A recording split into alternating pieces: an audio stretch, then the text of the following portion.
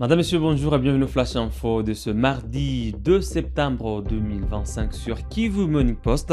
À la une, en République démocratique du Congo, dans la nuit du lundi au mardi 2 septembre 2025, les forces de l'ordre ont dispersé les partisans de Constant Mutamba. Ces derniers manifestaient devant sa résidence à Kinshasa pour exprimer leur soutien. Depuis plusieurs jours, ils s'étaient rassemblés en nombre devant la résidence de l'ancien ministre de la Justice. Cette intervention a eu lieu à l'approche d'un verdict très attendu ce mardi. La Cour de cassation doit rendre sa décision dans le procès de l'ancien ministre de la Justice. Il est accusé de détournement présumé de 19 millions de dollars américains. L'usage des gaz lacrymogènes par les forces de l'ordre a accentué les tensions autour de cette affaire, comme vous pouvez le voir dans cette vidéo.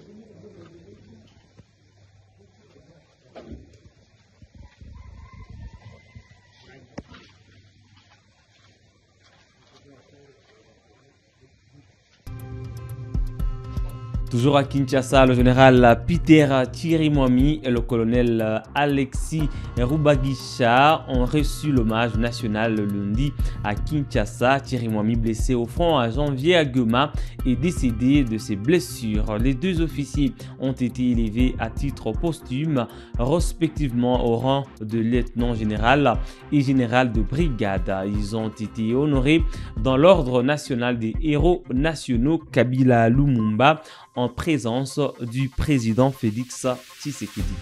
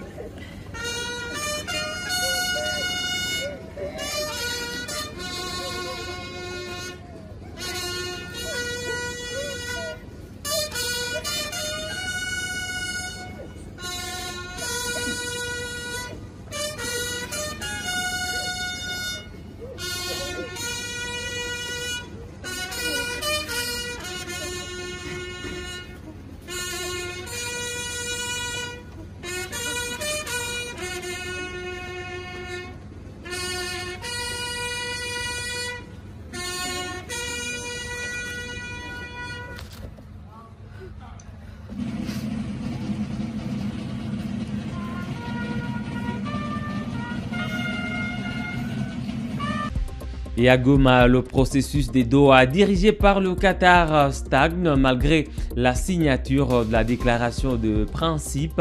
Corneille Nangaa, coordonnateur politique de l'AFC M23, a dénoncé lundi à Goma le régime de Tshisekedi pour avoir violé l'engagement de libérer les prisonniers de son mouvement. Il a souligné que cette libération n'est pas un cadeau mais un devoir de justice.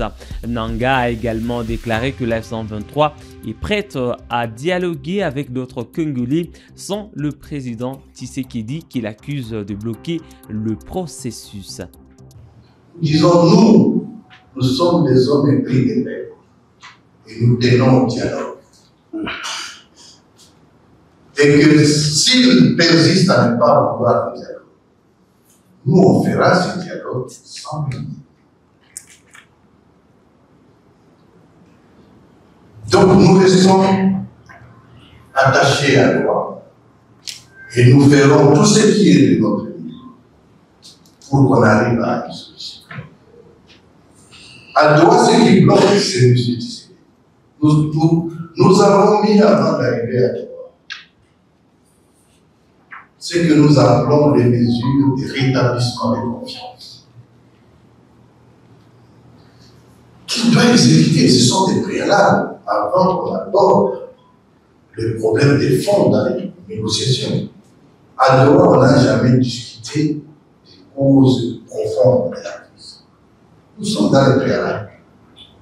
Et dans ces préalables-là, il y en avait 8. Aucun n'a jamais été réalisé par Tshisekedi. Et pourtant, nous, on a donné, on fait montre de bonne foi. On a libéré les prisonniers. Sans contrepartie. Nous avons libéré, nous sommes retirés de Walikale. Sans contrepartie. Nous continuons à participer. Mais entre-temps, les blocs, aucun prisonnier est libéré. Les condamnations fantaisistes qu'ils ont faites, ils n'en parlent pas. Au contraire, il vient arrêter d'autres Congolais, comme la chef de l'État, tous les condamnés aussi à mort parce qu'il y a une condamnation avec charbon. Le blocage, c'est lui. Toujours à Goma, Corneille Nangaa a également dénoncé les massacres en cours en Ituri malgré l'état de siège en vigueur. Le coordinateur de la F-123 accuse la milice Codeco de cibler spécifiquement la communauté Hema, souvent à tort associée aux Tutsis. Cette situation, selon lui, est inacceptable et nécessite une attention particulière et urgente. Je voudrais vous remercier pour cette question. Parce que par moments, l'Ituri passe pour un drame oublié de l'humanité. Je commence par te donner les tableaux. Qu'est-ce qu'il y a en Ituri? Aujourd'hui, l'Ituri reste sous ce qu'ils appellent état de siège. Et l'état de siège était une stratégie. Première, pour installer son frère comme gouverneur. Le général Kachama Johnny, pour installer son frère, il est de la famille, parce qu'il fallait lui trouver un poste, il fallait créer la stratégie. 2. En Ituri, c'est l'insécurité permanente, institutionnalisée. Et c'est une politique. Parce que l'état de siège, c'est plutôt pour l'exploitation d'or. Pour ce faire, ces gouverneurs tribaux devraient servir la famille en exploitant l'or, mais cette exploitation passe par diviser les Ituriens. Opposer les communautés les unes contre les autres pour régner, en armant même certains groupes. La Codeco, qui se font aujourd'hui appeler là-bas Banaya Fati. Alors, sur le plan des données, à Djougou, évidemment, cette situation a comme conséquence la profanation même des églises, surtout les églises catholiques. Sur le plan des données, depuis le mois, rien qu'au mois d'août, 53 personnes ont péri à Hérault. Dans la chefferie de Bassidi, on compte 41 civils. À Baïmaboga, 3. Banyali Chabi, 4. À Walese Vonkutu, 5. Dans ces chefferies, plusieurs personnes ont été enlevées. Mais surtout, les Héma. Ils sont massacrés tous les jours. Et vous savez la raison des massacres. C'est parce que non, on considère que les Héma sont nilotiques. Donc la même persécution contre les Tutsis s'enchaîne à ce niveau-là. Mais personne n'a pas en s'était. Mais au-delà de l'Ituri, n'allons pas seulement, même au Grand Nord, les EDF NALU opèrent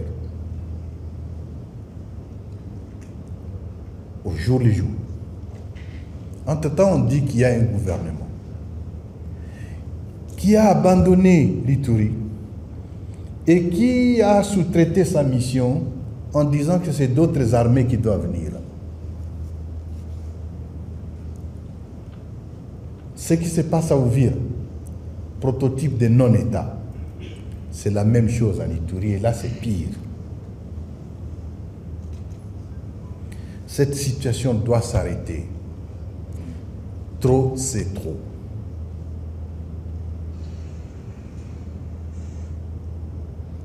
Et la position de l'Alliance Fleuve Congo, AFC M23, est claire là-dessus. On ne peut pas laisser la vie de toute une nation entre les mains d'un fou.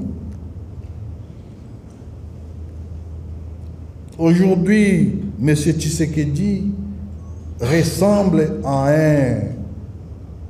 un forcené qui se trouve comme par hasard porteur d'une mitraillette dans un stade rempli de spectateurs. Qu'est-ce qu'il faut faire? Il faut l'arrêter.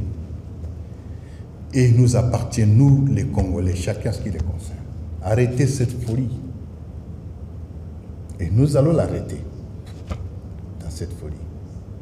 Madame, Monsieur, voilà qui met un terme à ce Flash Info sur Kivu Morning Post. Merci à vous de l'avoir suivi du début à la fin. On se fixe un nouveau rendez-vous d'actualité. D'ici et là, portez-vous bien.